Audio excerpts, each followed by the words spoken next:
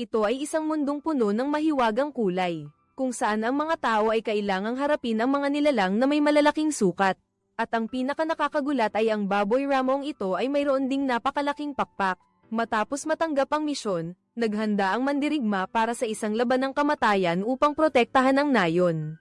Napuno ng tensyon laban sa dambuhalang baboy ramo na ito. Gayunpaman, natuklasan niya na ang kanyang mga pag-atake ay hindi talaga makatagos. Sa depensa nito, hirap na hirap siyang gisingin ang natutulog na baboy ramo, at pagkatapos, ang mandirigma ay sinunggaban ng baboy ramo gamit ang kanyang dambuhalang lakas. Tumama sa langit, sa kabutihang palad ay nakapag-adjust siya ng posisyon sa tamang oras. At sa huli ay ligtas na lumapag sa likod ng baboy ramo na puno ng buhok, iniiwasan ang kapalaran na maduraj na parang giniling na karne. Gayunpaman, bago pa man siya makatayo ng matatag, biglang ibinuka ng baboy ramo ang malalaking pakpak nito at mabilis na lumipad sa langit, kasama ang malaki nitong anyo na medyo kakatwa, at medyo nakakatawa, ngunit ang mandirigmang nakahiga sa likod nito, ay hindi makatawa kahit kaunti dahil masyadong mabilis ang hayop na ito. Buti na lang at ang mandirigma ay may malawak na karanasan. Inilabas niya ang inihanda niyang lubid. Nakita na lang na mahusay na binuksan ng mandirigma ang laso at pagkatapos, mahigpit itong itinali bilang isang kuko sa pakpak ng baboy ramo. Matagumpay nitong nabawasan ang bilis nito. Mahusay niyang ibinalot ang lubid sa malaking leeg ng baboy ramo. Sa ganoong paraan, sa isang pakpak na lang ay lubusan na niyang makokontrol ang baboy ramo. Pagkatapos, ginawa ng mandirigma ang dating paraan at matagumpay na itinali ang natitirang pakpak ng baboy ramo. Sa lakas ng mandirigma na ibuhos sa dalawang braso, ang baboy ramo ay agad na napasigaw ng matindi. Pagkatapos ay bumagsak ang mga pakpak nito at dumiretso sa lupa na parang isang bala ng kanyan. Ngunit sa kasamaang palad, sa ibaba nito ay ang nag-iisang bayan na malapit. Nakita ng mga residente ang baboy ramo na bumulusok na parang bala ng kanyan. Agad silang nataranta at nagtakbuhan, ngunit sa kabutihang palad, ito ay isang takot lamang. Ang baboy ramo ay tuluyang huminto ng dahan-dahan. Sa sandaling malapit na itong bumangga sa bahay at ang matapang na kilos na ito ng mandirigma, agad na nakatanggap ng masigabong palakpakan at pagbati mula sa lahat ng residente. Dati siyang tinatawag na mandirigmang agila na si Finest.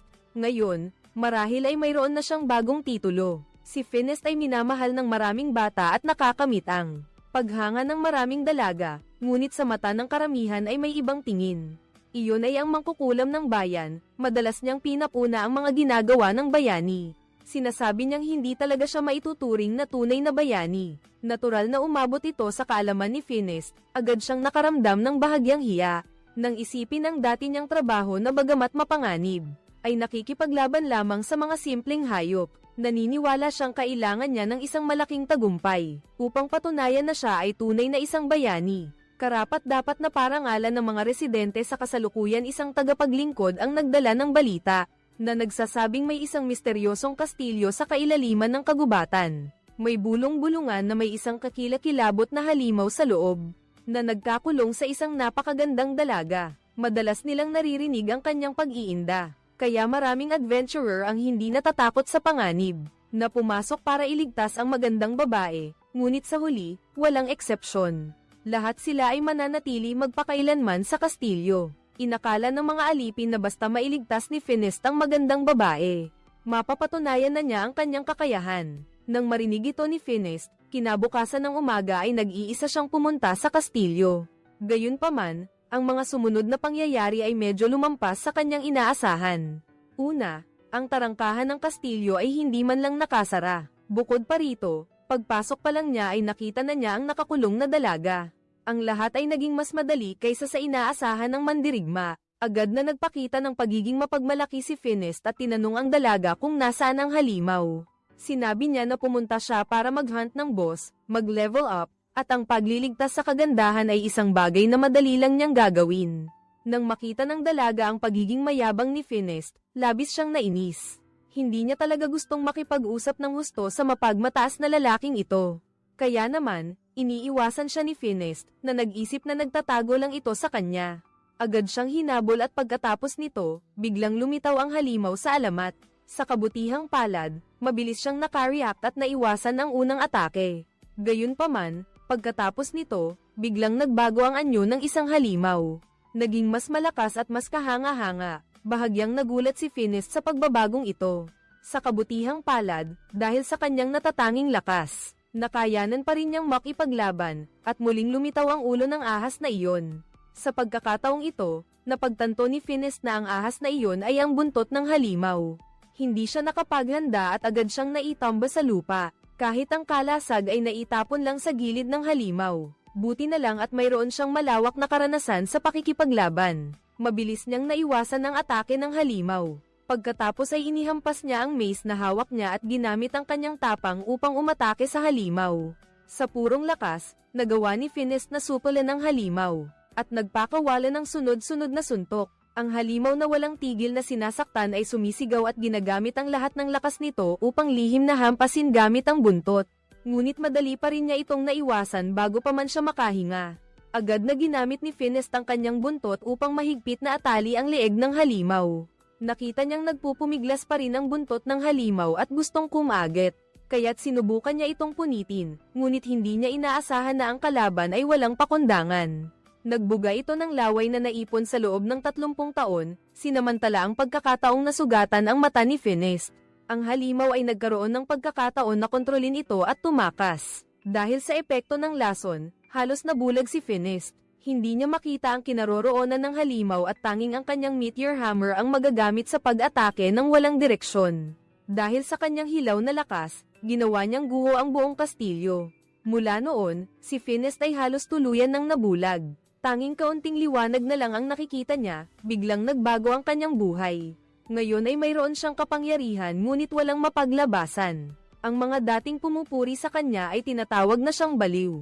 Tanging ang mangkukulam ang naawa at madalas siyang tinutulungan. Hindi nagtagal, muling inatake ang lungsod ng isang hindi kilalang grupo ng mga bandido. Ang mandirigmang si Finest, na palaging tinatrato ng malamig ng mga tao. Kahit hindi niya nakikita ang mga kalaban, ibinigay niya ang lahat ng kanyang lakas upang labanan ang mga bandido. Kahit na siya ay matapang at walang takot mamatay, ngunit naapektuhan pa rin siya ng pagkabulag at sa huli ay inatake ng kalaban at bumagsak. Nang magising si Finest muli, sila ay naging alipin sa isang barkong pangkalakal.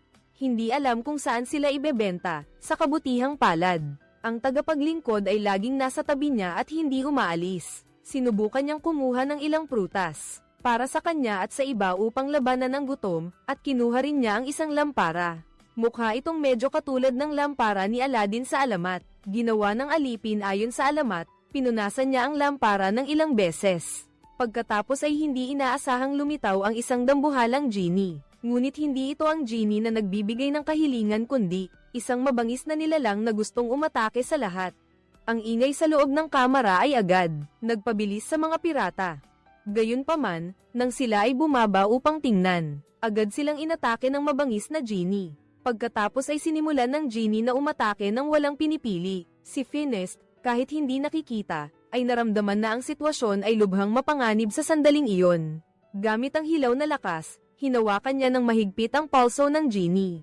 Kasunod nito ay isang aralin sa pisika dahil sa maraming taon ng karanasan sa pakikipaglaban. Kaya ni Finest na gawing sandata ang anumang bagay na kanyang mahawakan, at talunin ng genie. Ngunit hindi nagtagal, natuklasan muli ng genie ang pagkabulag ni Finest, at sa katahimikan, lihim siyang inatake si Finest pagkatapos ng ilang sunod-sunod na pag-atake, nagsimulang makaramdam ng kawalan ng kapangyarihan si Finest. Sa puntong ito, halos mabaliw na ang genie dahil hindi na siya pinipigilan ni Finest. Nagsimula siyang ilipat ang tingin sa ibang tao. Sa swerte, naalala muli ng alipin ang alamat, at muli niyang pinunasan ang lampara. Pagkatapos nito, ang dambuhalang genie ay nagalit at hindi mapakali. Ngunit ibinalik sa loob ng lampara, isang krisis ang matagumpay na nalutas. Ang alipin ay labis na natuwa sa kanyang puso, iniisip na sa pagkakaroon nito ay makakaalis na siya sa kontrol ng mga pirata. Ngunit pagkatapos nito, lumitaw ang mga pirata sa tabi niya at idiniit ang kutsilyo sa kanyang leeg. Pinilit siyang ibigay ang lampara, nang makita niya ang kurbadang kutsilyo sa kanyang leeg. Ang alipin ay maaari lamang sumunod at ibigay ito, at iyon na iyon.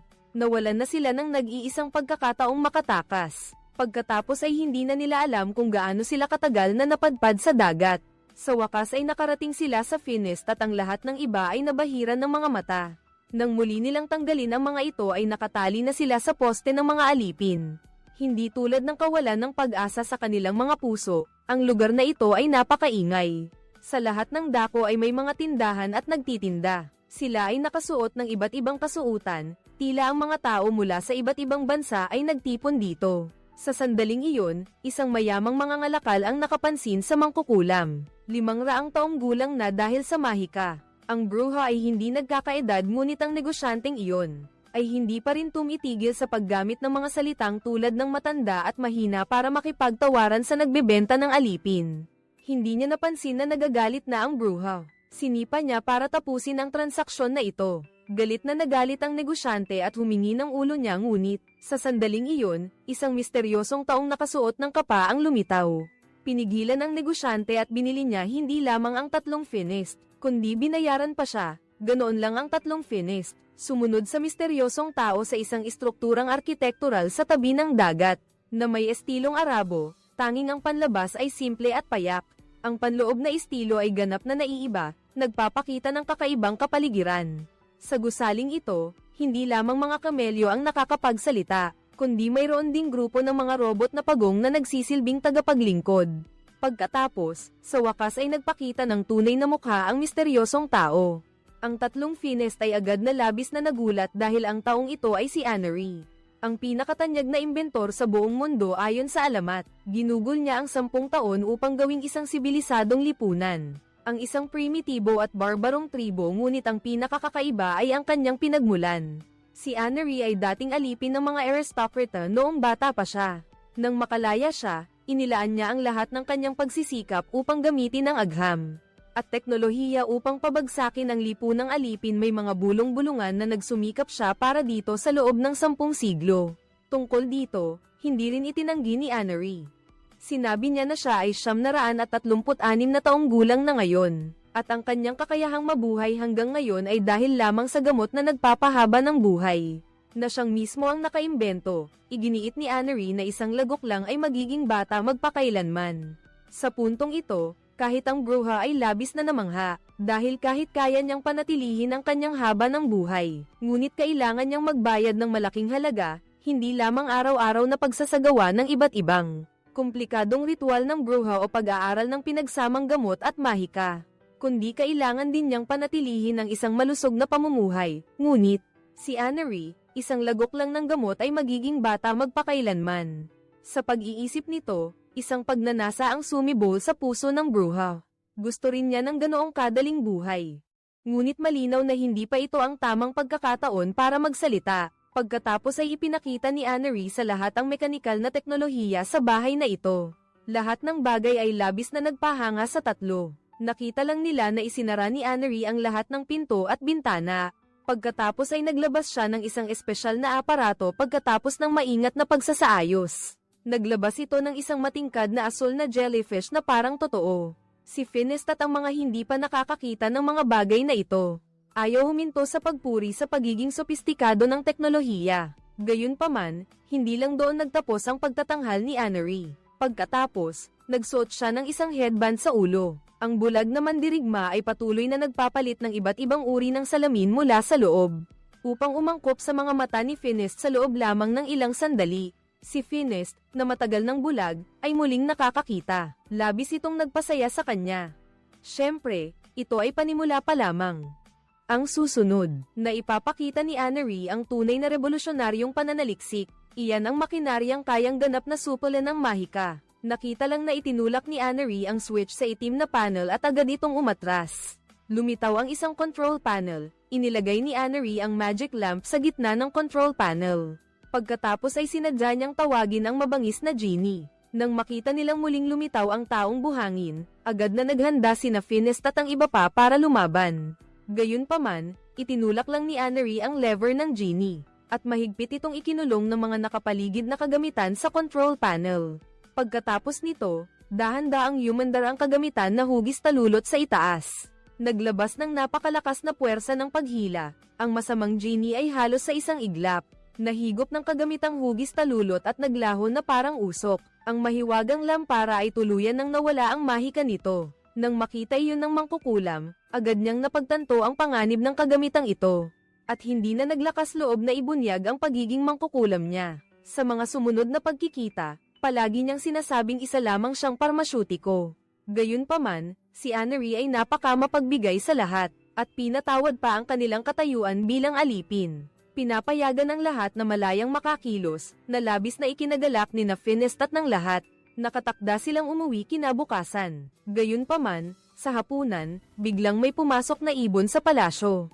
Tumama ito diretso sa chandelier, at agad na nagpakita ng seryosong ekspresyon si Annery. Dahil ang ibon na iyon ay ang espesyal na kalapati na naghahatid ng mensahe niya. Mula sa mensahe nito, nalaman ng lahat na mayroong halimaw, na lumitaw malapit sa lungsod, at ang mga residente ay partikular na humingi ng tulong kay Annery. Mula sa paglalarawan sa liham, natuklasan ni Finest na iyon pala ang halimaw na may buntot na ahas. Ay nagpabulag sa kanya noon bilang ganti sa pagliligtas ni Annery sa kanya. At para na rin sa paghihiganti sa lumang galit, kusang loob niyang tinanggap ang misyong ito. Nais niyang lipulin ang halimaw na iyon, subalit si Annery ay humiling lamang na buhayin nila itong mahuli. Sinabi niyang gusto niya itong pag-aralan ng kaunti, kahit na tumaas ng husto ang kahirapan, ngunit dahil sa karanasan niya sa pakikipaglaban noon, nanatiling tiwala si Finest na matatapos niya ito. Ngunit sa gabi bago ang araw ng pag-alis, hindi na nakatiis ang bruha sa tukso. Nang walang hanggang kabataan, nagpasya siyang samantalahin ang dilim, at lihim na pumasok sa laboratorio ni Annery, upang nakawin ang elixir ng immortalidad ngunit hindi niya inaasahan na mahuhuli siya ni Annery. Ngunit sa kilos ng bruha ay napakamaawain niya. Hindi lang niya hindi na pinagbayaran ang kanyang pagkakamali, kundi nangako pa siya na basta't mahuhuli nila ng buhay ang halimaw, ibibigay niya ng libre ang elixir ng immortalidad. Nang marinig ang ganoong magandang balita, ang bruha ay agad na pumayag. Pagdating ng kinabukasan, nang maghahanda na ang lahat na umalis, dinala sila ni Annery sa harap ng isang malaking kagamitan. Tinawag niya ang kagamitang ito na Vortex, isang napakalaking sasakyang panghimpapawid. Ipinahayag ni Annery na ginamit niya ang sasakyang panghimpapawid na ito upang maglakbay sa buong mundo. Ngayon, ipapahiram niya ito sa kanila para mas mabilis silang makarating sa destinasyon. Bukod pa rito, may inihanda pang isa si Annery. Tinawag niya itong shape-shifting beast trap na ginagamit sa paghuli ng mga buhay na bagay. Makakatulong ito sa kanila para mahuli ang mga halimaw. Nang akala nila ay iyon na ang lahat, si Annery ay kumaway at naglabas ng isang bungkos ng mga bagong kagamitan. Kahit nakamukha ito ng lumang suit na ginamit ni Finest noon. Sa katotohanan, malaki ang pagkakaiba nito, lalo na ang Meteor Mace. Matapos palakasin ni Annery ang Morning Star, maaari itong maging sandata, na may malakas na long-range attack, sa isang pindot lang, ay maaari nang bawiin agad ang ulo ng Mace. Matapos isuot ang lahat ng kagamitan, ang tatlong Finest ay sa wakas nakapasok sa Vortex. Maingat na ikinabit ni Annery ang seatbelt ng lahat. Bago pa man sila makareact, direkta na niyang pinuputol ang mga tali. Agad na tumilapon ang kagamitan, tulad ng isang palaso na humahagibis sa himpapawid matapos maabot ang pinakamataas na punto. Mabilis na bumukas ang mga propeller at nagdala sa kanila patungo sa lokasyon ng target. Salamat sa flying device, madali nilang nalampasan ang bawat hanay ng bundok. Hindi pa man umaabot sa kalahating araw ay nakarating na sila sa lokasyon. Daan-daang kilometro ang layo. Ang tanging problema ay bagamat walang pisikal na pinsala ang sinuman, ngunit sa emosyonal na aspeto ay napakasama. Paglabas pa lang sa flying device ay hindi sila tumigil sa pagsusuka. Nanumpa na hindi na sila sasakay muli sa bagay na ito. Pagkatapos nilang makabawi ng kaunti, dala nila ang kamelyo, na marunong magsalita patungo sa locus yung binanggit sa liham. Mabilis nilang natagpuan ang unang kampong sinalakay, sa pamamagitan ng pagmamasid sa mga bakas ng halimaw sa paligid. Nahulaan ni Finest ang direksyon ng halimaw. Sinundan nila ang bakas patungo sa isang kuweba at narinig ang walang tigil na ungol mula sa loob. Natukoy ni Finest na iyon ang kanilang target. Inilabas nila ang hawla ng panghuli ng hayop ni Annery pagkatapos ng isang serye ng mga mahiwagang pagbabago na parang mahika. Ang bagay na ito ay direktang naging isang gumagalaw na hawla ng panghuli ng hayop. Ipinagkatiwala ni Finest ang pagkontrol sa hawla ng panghuli ng hayop sa mangkukulam. Kailangan lang hilahin ang umiikot na knob para automatikong matapos ang gawain. Pagkatapos arestuhin ang sarili niya, pumasok siya sa kuweba para akitin palabas ang halimaw. Nakita lang ni Finest na maingat na pumasok sa kuweba, tinitingnan ng mga nakakalat na armas sa paligid. Malinaw na nagkaroon ng napakatinding labanan dito. Ngunit matagal na siyang naghahanap pero hindi niya makita ang anino ng halimaw. Sa katunayan, tahimik na lumapit ang halimaw sa likuran ni Finis. Handang isagawa ang nakamamatay na atake, swerte at mabilis siyang nakakilos. Nang makita iyon ng halimaw, direkta itong humabol palabas ng kuweba. Agad na hinailan ng babaeng salamangkero ang mekanismo ngunit aksidenteng nabali niya ang trangka. Buti na lang at mabilis na nakakilos ang katulong sa tabi niya. Agad niyang pinaandar ang hawla para sa hayop gamit ang kamay at matagumpay na nakontrol ang halimaw na iyon. Isinara ng lahat ang hawla at formal na naglakbay pabalik. Gamit ang kanyang lakas, madaling nalampasan ni Finis ang mga panganib sa daan. Gayunpaman, nang dumating ang gabi sa loob ng hawla para sa hayop, biglang may narinig na awit ng isang babae. Napagtanto ni Finis na iyon ang boses ng magandang babae mula sa kastilyo noon. Upang linawin ang sanhi, hindi niya pinansin ang babala ng lahat. Binuksan niya ang hawla upang malaman ang resulta. Natuklasan niyang matagal nang nawala ang halimaw. Tanging ang babae na lang ang naiwan sa kastilyo noon. Agad namang lamambat ang puso ni Finis at gusto na siyang palayain. Para maging malaya siya, nakita ito ng bruha. At agad siyang tumutol, direktang ikinulong niya si Finis at ang babae sa hawla. Dahil ito ay may kinalaman sa gamot, anak niya sa puso ni Finis at ang dalaga ay walang tigil sa pag-uusap. Dito niya nalaman na ang kausap niya ay may sumpa na kakilakilabot. Sa sandaling may humipo sa katawan niya, agad siyang magiging halimaw na iyon na nakakatakot, kaya naman kusang loob siyang lumayo sa tao. Ikinwarentina niya ang sarili sa lumang kastilyo sa kagubatan ngunit hindi niya alam kung bakit.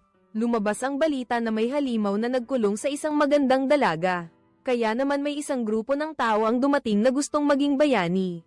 Iligtas ang dalaga, ngunit sa huli ay lahat sila ay pinatay ng babae na nasa hindi makontrol na estado. Pinatay si Finis, at pagkatapos marinig ito, sinabi ni Finis na tiyak na hahanap siya ng paraan para tulungan siyang alisin ang sumpa.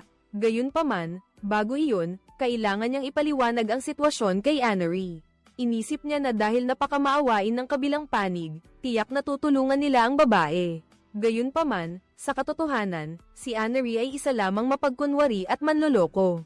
Sa sandaling ito, humuhuli siya ng isang mahiwagang pusa. Pagkatapos ay gumamit siya ng isang aparato na sumisipsip upang ubusin ang mahika sa loob ng katawan ng pusa at ginawa itong isang bote ng asul na likido. Ngunit ang mga garapon na tulad nito ay nagpuno sa buong basement niya. Makikita na si Annery ay pumatay ng hindi mabilang na mga nilalang na mahika. Sa oras na ito, si Finis at ang iba pa ay syempre hindi pa alamang tungkol dito.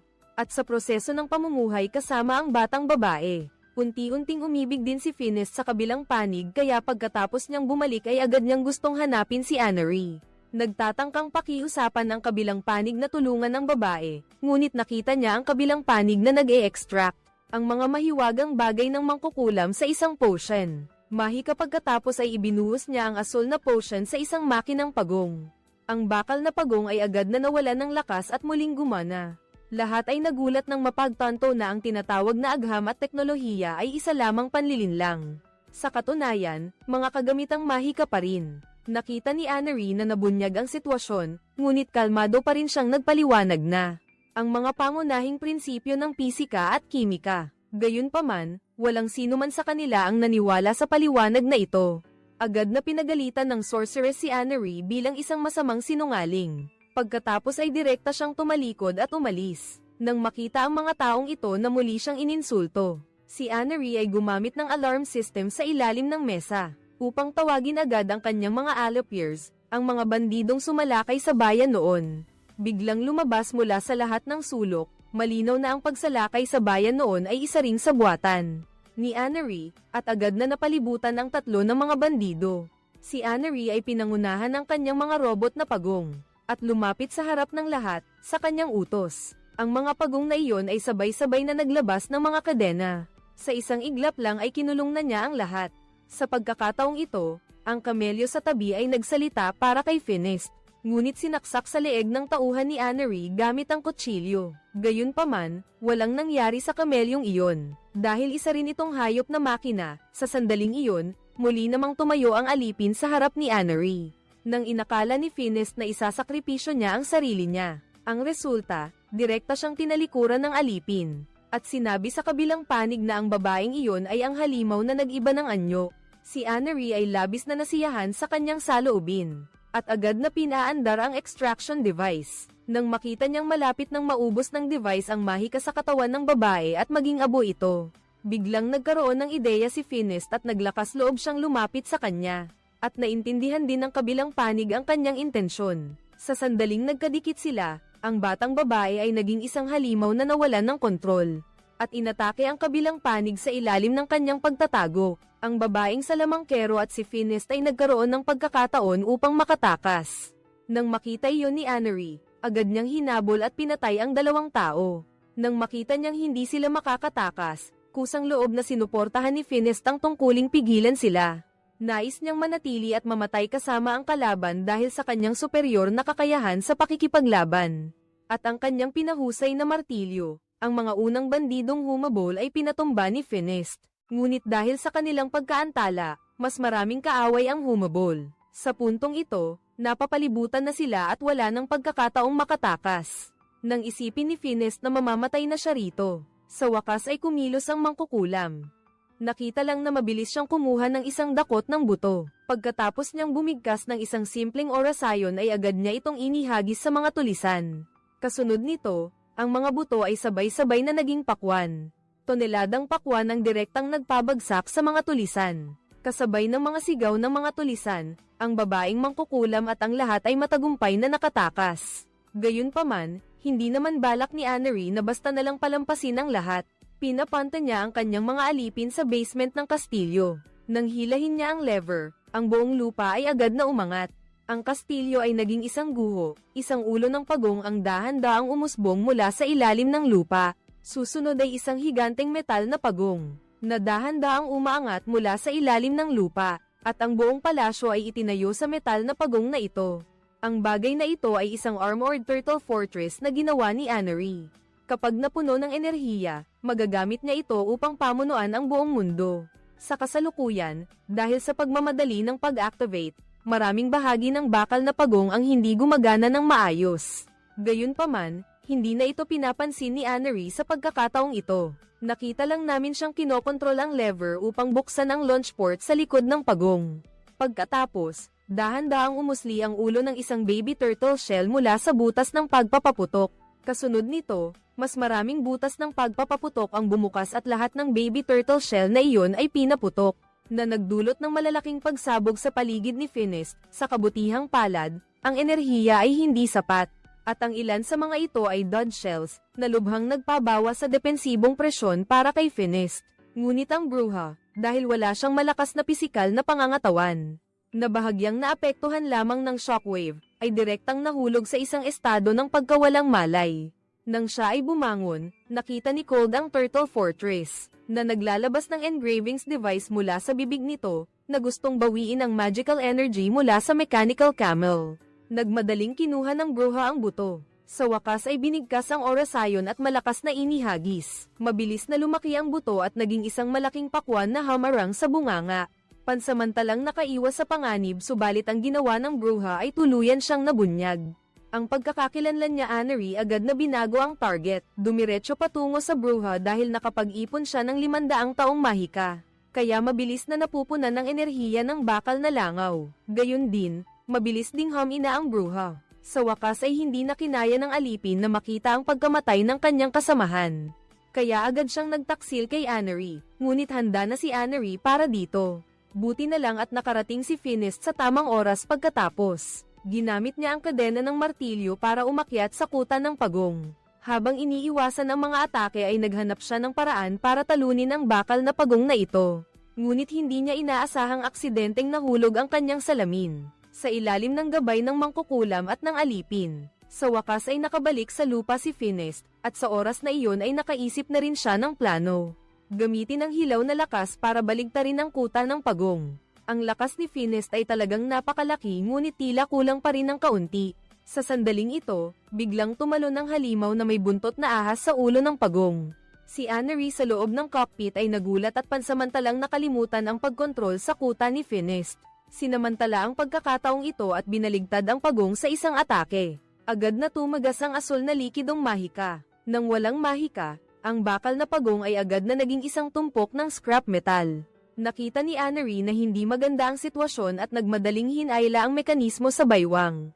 Sinubukang tumakas gamit ang isang pares ng mekanikal na pakpak, ngunit pagkaangat pa lang ay nagkaroon ng problema si Annery at direktang nahulog sa asul na likido.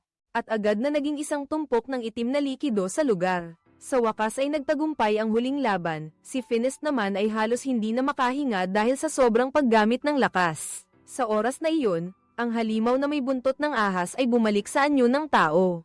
Lumapit ng marahan ang magandang babae kay Finest. May mga asul na luha na dumadaloy sa kanyang mga mata. Sa kalungkutan, ang mga luha ay nagkataong pamatak sa mukha ni Finest. Sa sandaling iyon, isang himala ang naganap, biglang gumaling si Finest.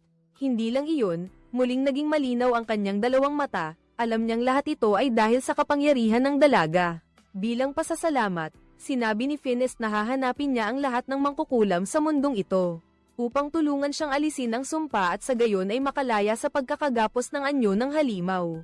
Ngunit sa katunayan, sinabi ng dalaga kay Finest na, ang anyo ng halimaw ang tunay niyang anyo, dahil sa sumpa kaya siya naging isang dalaga. Ang tao ay hindi maaaring mabuhay ng magkasama sa pagitan niya at ni Finest dahil sa tadhana. Sa wakas ay napatingin na lang si Finest sa pagkawala ng halimaw sa kanyang paningin. Ang tanging magandang balita ay marahil ang mangkukulam ay nakuha ang elixir ng buhay mula kay Annery ngunit sa kasamaang palad. Ito ay isa ring kasinungalingan na inimbento niya. Sa katunayan, isa lamang itong bote ng orange juice kahit na hindi ito nagbibigay ng walang hanggang buhay, masarap naman ito. Ang pakikipagsapalaran na ito ay nagtapos sa isang nakakatawang conclusion. Nagtatapos na ang pelikulang ito. Ang pelikulang ito ay pinamagatang Finest the First Warrior. Ito ang prequel sa serye ng The Last Warrior. Ang pelikula ay nagtatayo ng isang makulay at mahiwagang mundo.